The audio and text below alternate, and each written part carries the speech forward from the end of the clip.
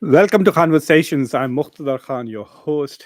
Today I'm going to talk to you about a particular speech given by Bilawal Bhutto, one of the leaders of the Pakistan People's Party. He was a former foreign minister of Pakistan. He's currently a member of the Pakistan Parliament. He's part of the coalition of PPP and the Shahbaz Sharif's political party. And basically, they are part of the establishment. So Bilawal Bhutto has also now, following Asim Munir, threatened to basically attack India and start a new war.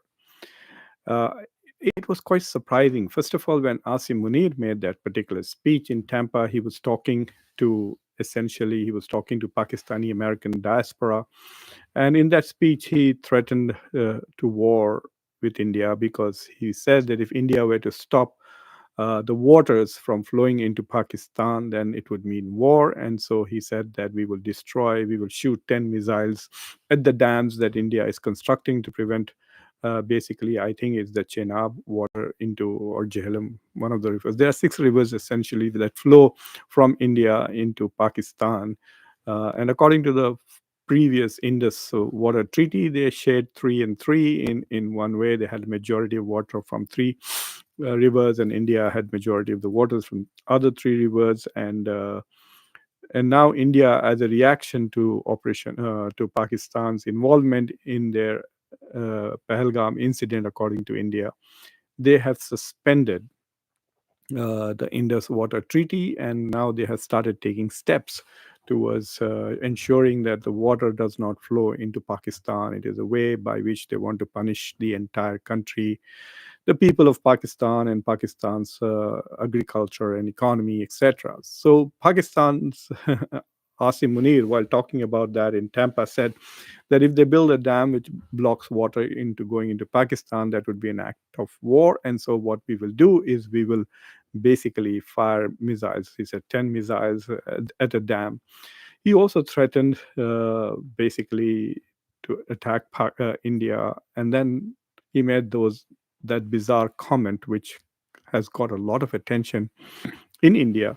And that comment is that uh, if Pakistan were going down, which means if Pakistan were to lose a conventional war, or if Pakistan were to suffer because the water supply to Pakistan has been cut off, in that eventuality, he would basically unleash a nuclear holocaust, which would take half the world down with it. And if you remember, I did a show on that yesterday in which uh, I don't know whether to take this thing seriously or not, but because it's coming from a field marshal, the leader of a military and made in a foreign country, especially in the United States, it deserves attention. But otherwise, I don't think it should be taken seriously. It's an act of bravado. Asim Munir is basically trying to impress and win over the Pakistani diaspora, which is extremely pro Imran Khan and very strongly opposed against him. For a brief moment, while the Operation Sindoor was going on, the Pakistani diaspora was bit quiet. But before that and subsequently, they have been working very actively lobbying the US Congress and lobbying the US government in trying to end military rule in Pakistan. They want to trim down the importance and the role and the power of the military in governance, and they want, at least the Pakistani diaspora wants to see more democracy, more respect for human rights in Pakistan. And they are horrified by the injustices that the military and the establishment are doing against Imran Khan and his supporters, the Pakistan Tehreek-e-Insaf party. So, so for that reason, I think Asim Munir thought a bit of a bravado might make him more popular in the diaspora. So he made that particularly stupid comment in his speech in Tampa. But subsequently, Bilawal Bhutto has said the same thing in Pakistan, and he went on to make. I mean, he basically parroted the same thing without referring to the nuclear aspect of it or threat of it. But what did he say was he basically said the same thing that that if water are blocked to Pakistan, it will be an act of war, and and he says that every province, everybody from every province, I guess he's trying to talk about Balochistan also. So he's trying to signal that everybody, the Sindh and the Gujarat, Punjab and Balochistan and Khyber Pakhtunkhwa, all of these provinces will all fight against India. We will fight for when we are ready for a war, and we will win back. We will take back the 6 rivers. Rivers can't be taken back. The part that is in India will be in India. The part that is in Pakistan will be in Pakistan. So there's no taking back of rivers, really. That sounds really foolish. But what he probably means is that we will ensure that the water begins to flow back into Pakistan again. Uh, and but the threatening of the war right away sounds to me very surprising. So, because it has happened twice, I think it deserves a bit more serious consideration than I gave the first time. Uh, and uh, and after that, if there are any questions or comments from any of you, I'll be happy to take them or read your comments. But so the question that we need to ask is, why did Asim Munir make that comment? Some people in India are speculating that he has done this at the behest of the Donald Trump administration. This is the Americans making Asim Munir make that statement. So I don't think so. That is not the way the United States works. From people that I spoke with here who are connected in Washington, and from what I know, I don't think the United States plays games like that, asking Asim Munir to make a provocative statement. In fact, President Trump, if he wants to make a provocative statement about India, he will do it. He has done it very recently by saying, calling India's economy along with Russia as a dead economy. So he can make provocative comments. There's nothing to stop him from doing that when he wishes to do it. So I'm not very sure that they needed Asim Munir to make that kind of a comment. But you could argue that Asim Munir feels encouraged, that his back is covered by Americans, that he feels that he's backed by Americans, and that he feels that the relationship with the Americans has become so strong that he can become a bit more reckless and irresponsible. And I think that is what has happened. So what is Bilawal Bhutto's reason for that? He's not even actually, he's just a member of parliament. He's like the Shashi Tharoor of Pakistan. So why is Bilawal Bhutto trying to make this comment in such a way? Ashish Jat, let me finish my comments and then I will read your comments and answer your question. So, I think there are a few political reasons why Bilawal Bhutto is making those comments. One, I think he's trying to assert his own importance and wants to make sure that the media attention is lost because he's like a prime minister in waiting. So his destiny is to become the prime minister of Pakistan at some point, and so he wants to make sure that his profile remains high, and he's able to, gather attention uh, and keep attention on himself. But the second thing that he has done is he's also signaled to the army and the Pakistani military establishment that he's with them on this. So they are both on one page. We're not hearing statements like this from Shehbaz Sharif at the moment. Maybe after listening to the statement made by Bilawal Bhutto, maybe Shehbaz Sharif might also echo that tomorrow or day after tomorrow. I don't know. But let's take those threats a bit more seriously. That would be the ultimate suicide mission for a country like Pakistan to start a war with India. One of the criticisms of Prime Minister Modi for ending Operation Sindoor was that those among the Hindu nationalist fold who want to build Akhand Bharat and want to take back POK, Rajnath Singh has said it once, and others have also made these promises and threats that they will take back the territories that Pakistan now has, which India claims belongs to India, especially in Kashmir. So, so, those nationalists were very critical of Modi for stopping the war in 4 days and said, "You had a chance. We were at war. Why didn't you go ahead and basically capture all those territories and bring them back to India?" So if Pakistan were to attack India, that would be another opportunity for India to conventionally go ahead and start a long war. See, Pakistan can maybe do well in short bursts, like, if you can. I think they'll do well in a T20 match with India, but in a test match, I'm not very sure that Pakistan has the economy or the resources to fight India in an extended war, like Russia-Ukraine war, for example. Now it's 3.5 years now. So I'm not sure that Pakistan could last a war that could last a month. So why would Pakistan start a war with India and give India the opportunity to use its bigger economy, its bigger army, its vaster amount of resources to overwhelm Pakistan and even occupy territories inside Pakistan if need be? So that is the question that is in my mind. I'm sure Asim Munir fully understands. He compared Pakistan to India and acknowledged that India is like a Mercedes compared to Pakistan. But I think that there are two things that come to my mind as to why they are doing this. One, they are genuinely worried that the water supply will be stopped by India. So they want to create a crisis and internationalize that crisis.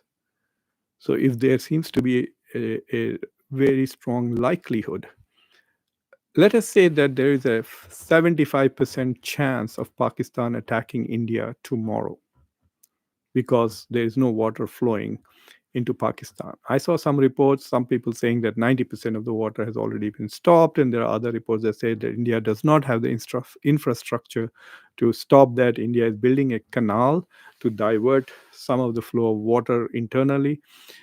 That's one thing that India has started doing. They're trying to build a 130-kilometer long canal to divert some of the river waters which would have otherwise flown into Pakistan. Then they are also the existing dams. They are trying to clean them up, desilting those tanks, those dams, in the hope that they will retain more water than they can. Basically, increasing the capacity of the dams of the reservoirs in the dam. So more water will be retained in India and less will be sent into Pakistan. So those are the two steps that India has already taken. Plus, they're trying to already start building another dam. But but most estimates are that that will take about 15 more years for India to have the infrastructure to block water going into Pakistan. But at the same time, China is also building this gigantic dam where it will have the same capacity to simply stop water flowing into India as well as Bangladesh. So we wonder what these water wars are going to do going forward. So if Pakistan is genuinely worried about this, then perhaps they are trying to create an international crisis. Like I said, if there is a 75% chance that tomorrow Pakistan will start a war with India, and this crisis is well documented in international arena, then what do you think will happen? What will happen is both US and China will intervene. They're not just going to sit there and watch.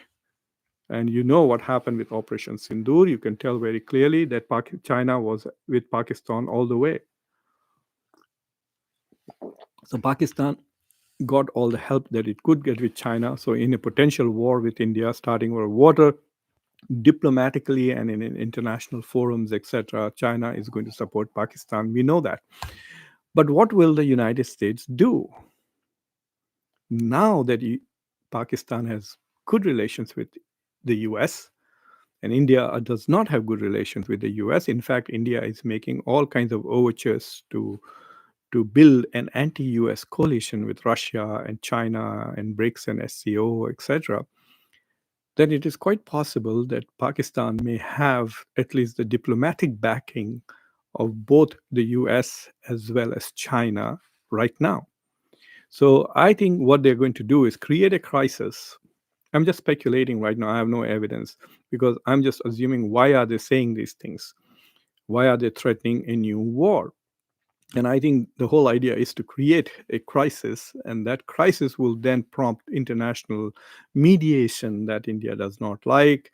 Whether India likes it or not, if it starts getting phone calls from Xi Jinping and from Donald Trump, they will have to take it.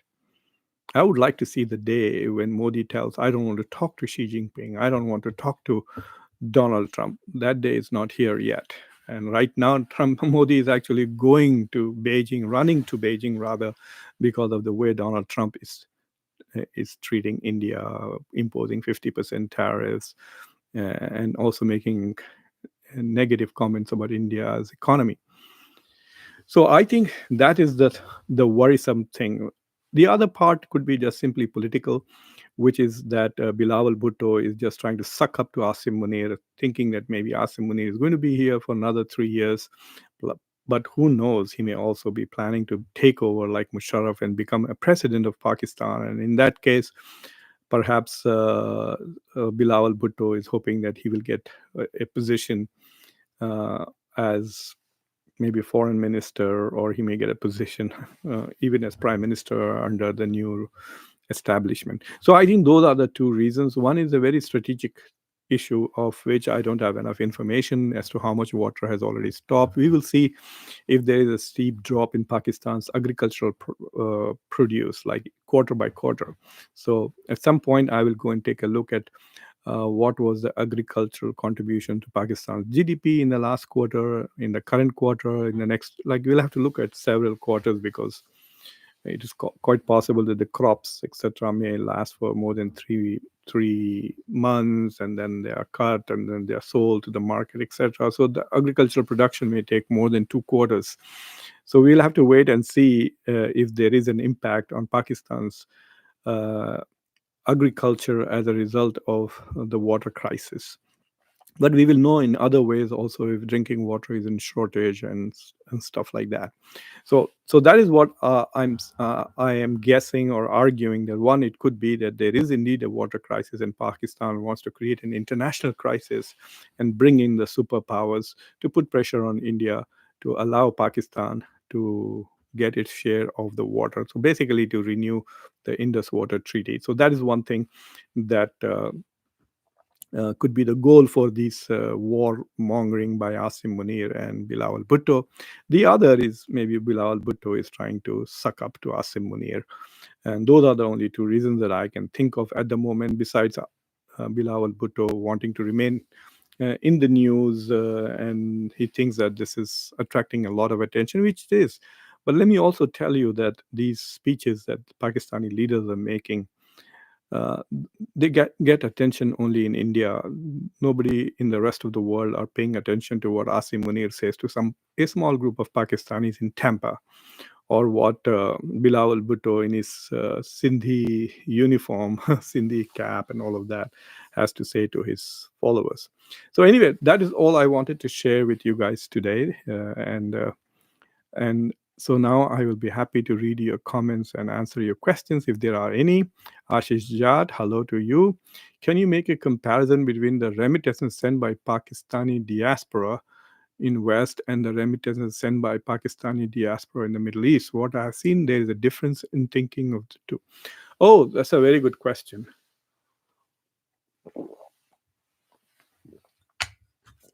So when I have not looked at that question that you asked. I will have to probably do a small show, but it's an interesting question and I will look at it. But when I looked at the Indian diaspora, which has about $100 billion or more that India gets from Indians working abroad, I was surprised that in the NRIs who are in the US send more money than the NRIs who are in the Gulf. That to me was a big surprise because of the sheer volume of people who are working in the Gulf. I think there are about 90 lakh Indians who are working in the Gulf, and there are about 55 lakh uh, Indians who live in the United States, but not all of them are non resident Indians. Many of them are citizens. Uh, I help out poor relatives in India, but I don't send money regularly to people. I sometimes I even send money to friends who need help, or organizations that I would love to support when there is an earthquake or some kind of an disaster. I send money, but that is not a regular remittances.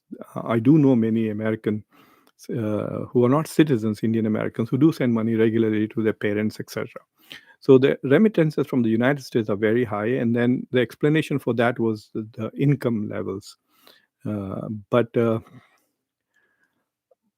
one thing that I do know is that because the Pakistani labor force, especially in the Gulf, is not very educated and not very skilled, so the income that they generate and the money that they earn is not comparable to the money that Indians are making. So most of the Indians who are working even in the Gulf are computer science people, management people, people with MBAs. I know some of my classmates from my business school in India. They went and worked in the Gulf for most of their lives for 20, 25 years. So there are a lot of MBAs, doctors, people with higher degrees, professors from India who are working in the Middle East.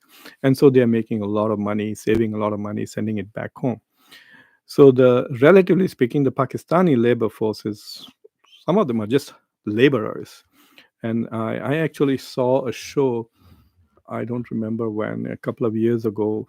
So a former Pakistani foreign minister was on the show with Parvez Hoodboy, and he was making the argument that we need to have educate our population more, give them more skills so that when they go abroad, they are working in a higher skill jobs and higher level jobs, and so they make more money and they can send back more money. When you're living abroad, I mean, you have some basic expenses, right? So the cost of living, the cost of apartment, food, transportation, and some entertainment, and then whatever is left, you try to send them home. You want to build a house. You want to support your family. So if you have a higher income, then you can send back more. So I can tell you that I think per capita, first of all, India has a bigger diaspora than Pakistan, so they are sending more money. But I think per capita, per person, the amount of remittances that Indians are sending home to India compared to Pakistan might be much, much higher. But I will definitely look into it. It's an interesting thing. I'm not very sure whether the data will be fully available, but if the data is available, it will be because Pakistan is constantly short of dollars. All the crisis that Pakistan was having with IMF is because it didn't have enough hard currency to pay back some of its loans. And so, in that context, I am sure that some think tanks may have studied the remittances issue, saying, why aren't we getting more of our fellow countrymen sending us dollars back home? Okay. Noah Arthur, what is India's leverage against US and China? Or we second rung power? What leverage does India have? There is no leverage.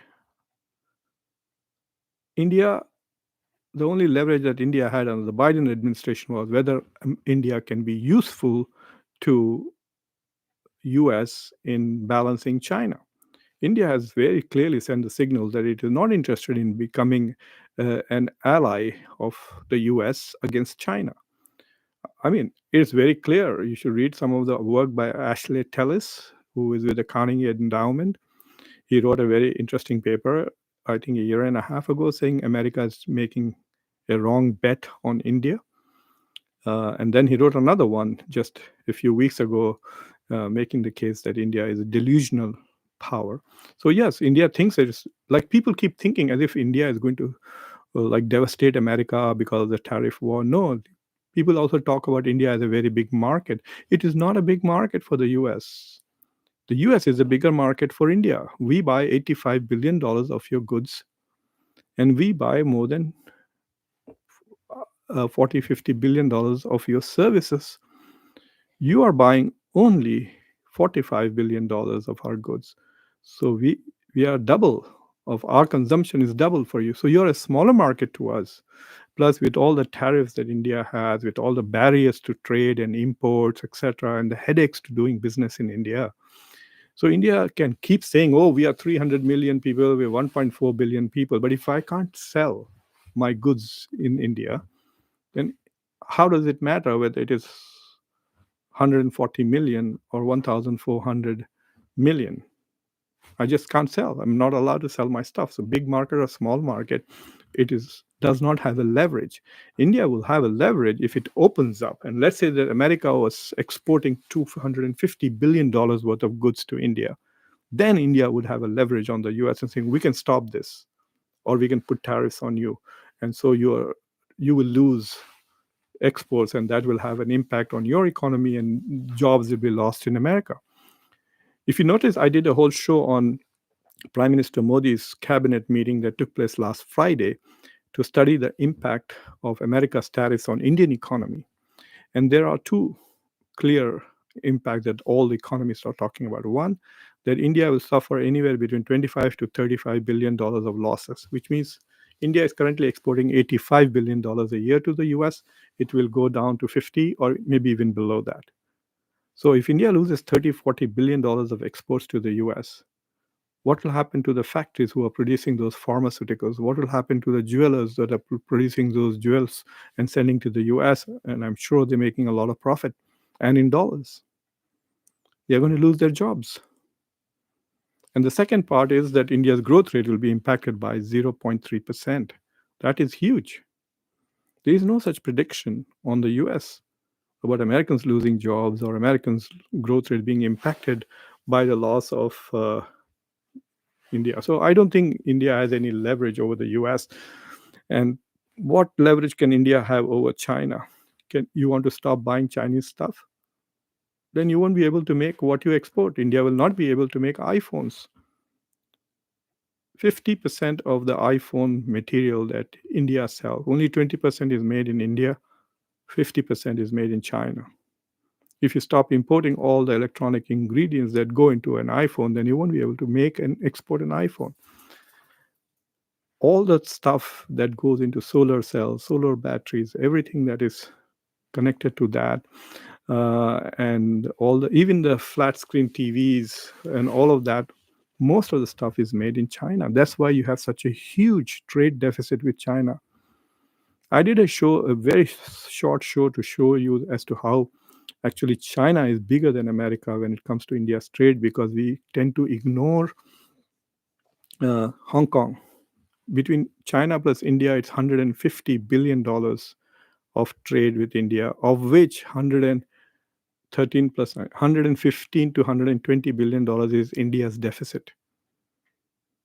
So India is exporting about $20 billion, importing $130 billion, $135 billion. And so you subtract that and you find that India has a $115 billion trade deficit. If India can stop that and say, okay, we will not import anything from China, then yes, there'll be many factories which will have to shut down in China and many people will lose their jobs. But can India afford to do that? That is the question.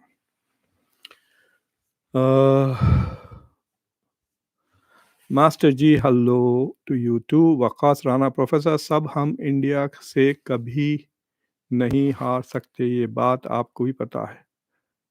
Professor साहब, हम India से, what are you talking Waqas Rana? You should go and read your own history. Pakistan was broken into two pieces by Indira Gandhi in 1971. You were this much, now you have become this much. Bangladesh is an independent country. You've been broken already once by India. You've become half of what you used to be. So I don't know what you say. In 1965 also, you started the war, but you didn't win it. The only advantage that Pakistan had militarily was in 1948 when they captured many parts of Kashmir before the king of Kashmir signed the papers to become part of India. Then India went. And even then, apparently, the Pakistani forces, the tribal forces, which had attacked, they were basically more busy looting in the areas where they had captured. And instead of doing that, they could have gone all the way to Srinagar and taken Srinagar before India actually came. But once India came back, India was able to stop Pakistani aggression in Kashmir. So I'm not very sure that militarily Pakistan has ever won a war with India.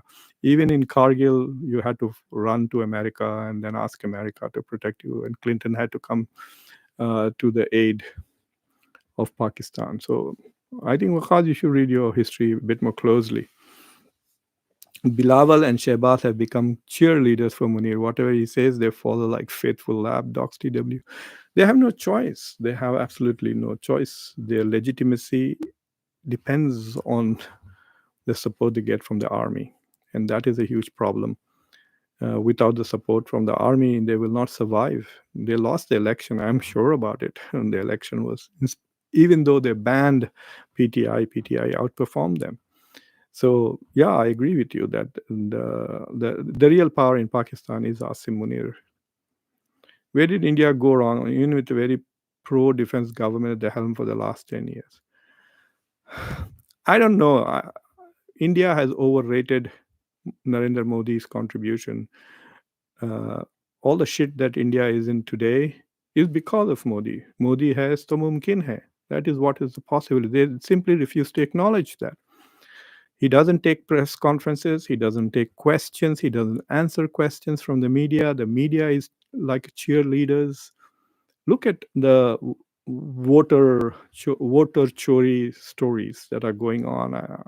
I'm not that interested in that part of politics, but I was looking at it and I realized that Rahul Gandhi has made some very specific accusations.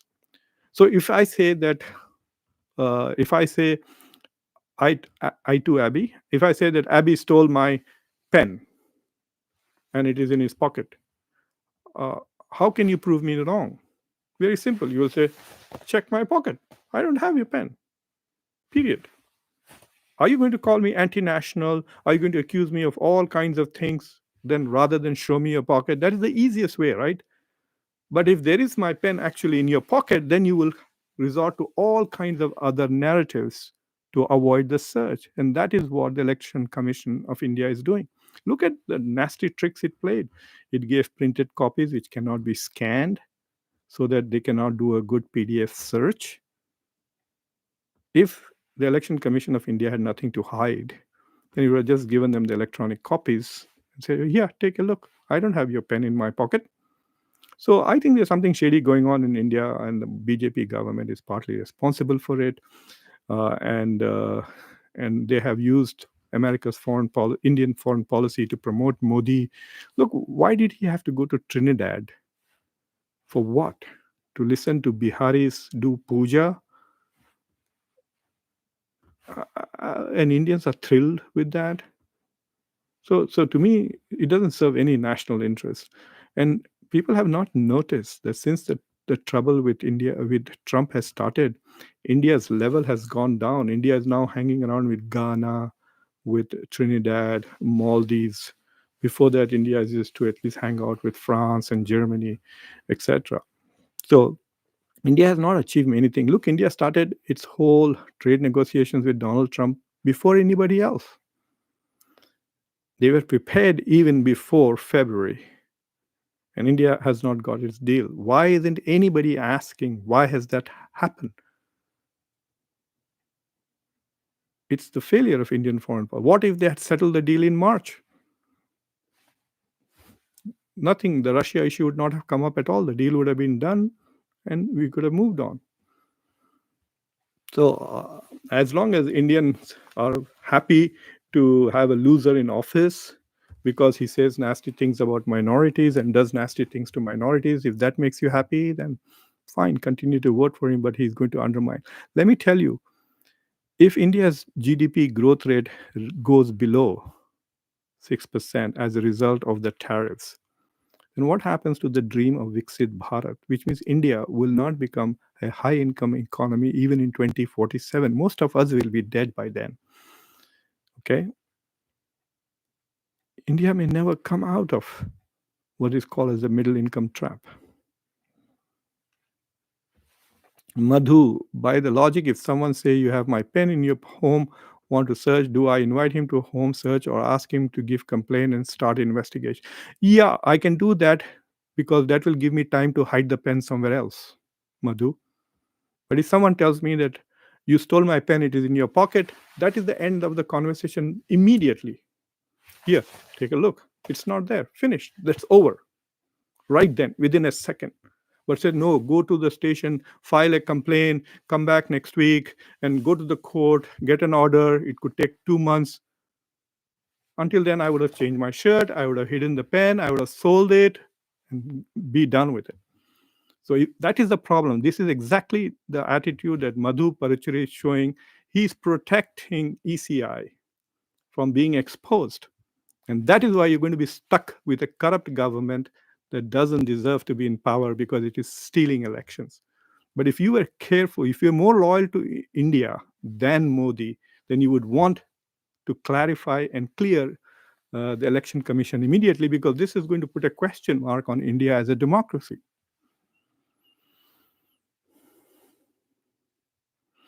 I don't know World Periscope. I don't know who are the best politicians.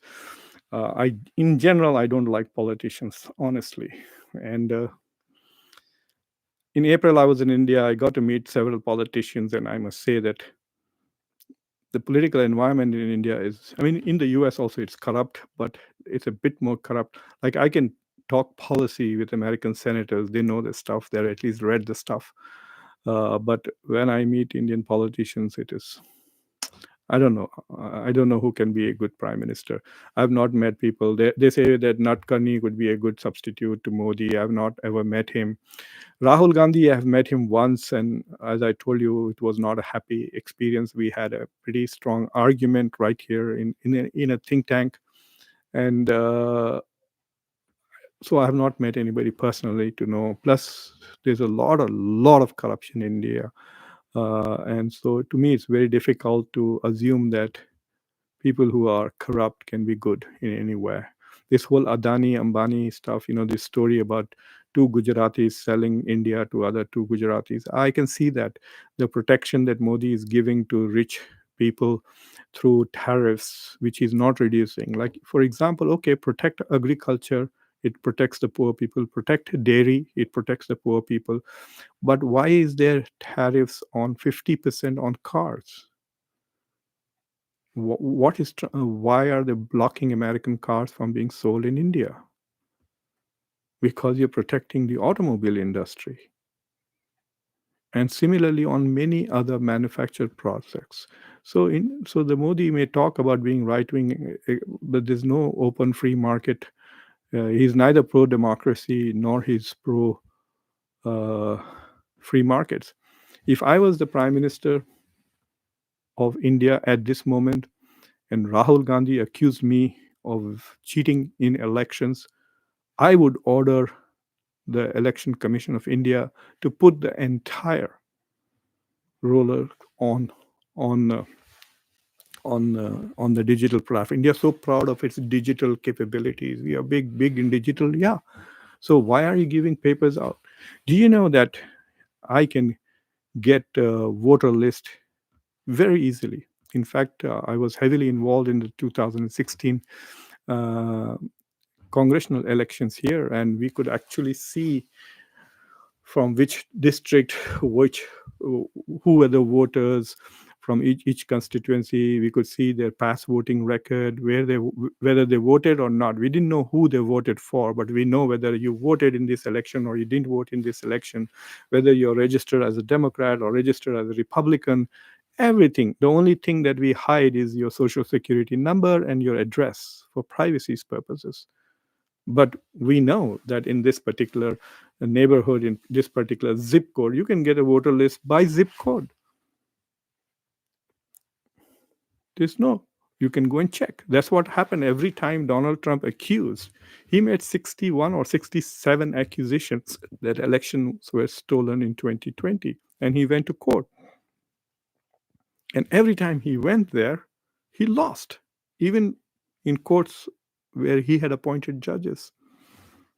So the big scandal with Donald Trump was when he called the Georgia person, Secretary of State, and said, "Find me 11,000 some hundred votes." And the Republican guy said, "No, that's integrity of the system." And as long as the Election Commission does not reveal that information, because I think there's something really shady.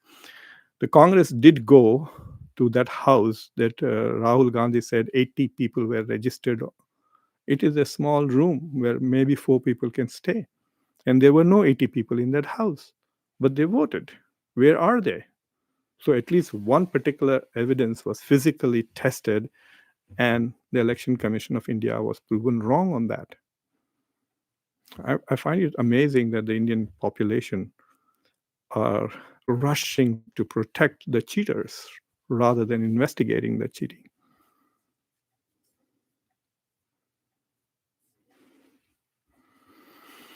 No, someone will not accuse you daily because your pocket will be on the web, Madhu. You're not getting the analogy, are you? I'm saying if the Election Commission has nothing to hide, it should just keep its data available. So no one is going to make false accusation because you can say, idiot, go take a look. The data is there.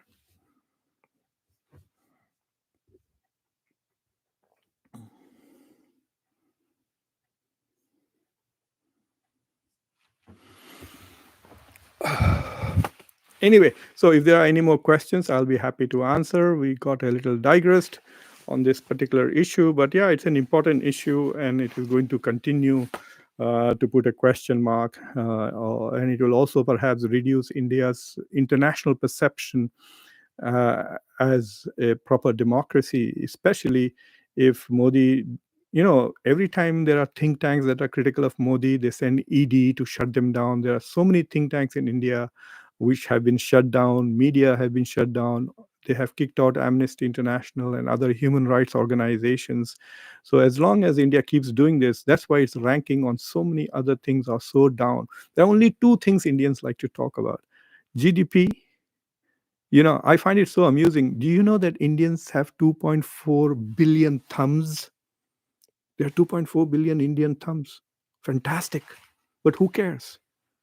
So similarly, India having a $4 trillion economy with 1,400, the biggest population on earth, obviously it is going to have a big economy.